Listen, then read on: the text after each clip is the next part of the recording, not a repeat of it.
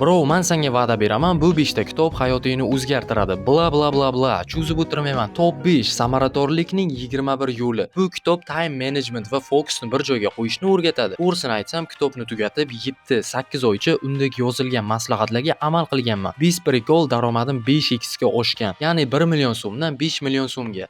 Ishlaydigan kitob 30 mingga olgandim adashmasam. Top 4 qanday qilib do'st orttirish va odamlarga ta'sir etish mumkin. Bilaman, ko'pchilikning fikricha bu yomon kitob, manipulyatsiya qilishni o'rgatadi. Lekin shuni unutmaslik kerak, hayotdagi deyarli har bir harakatimizda xohlaymizmi yo'qmi, manipulyatsiya baribir aralashadi. Xullas, kitob odamlarga yaqinlashishni o'rgatadi. Qaysidir ma'noda ekstravert bo'lishim uchun ham katta yordam bergan. Nima ham derdim, Carnegie akam bor bo'lsin.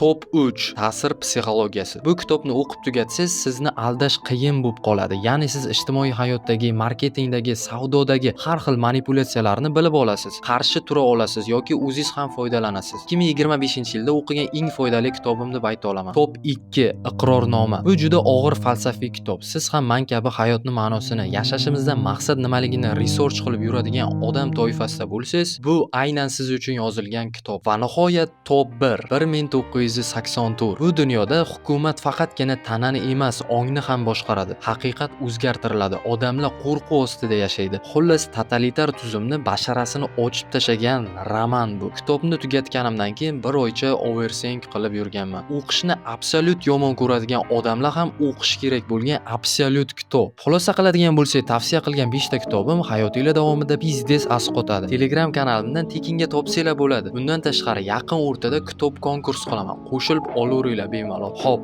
sog' bo'ling, omon bo'ling, miyani rivojlantiring. It's always around me, always know.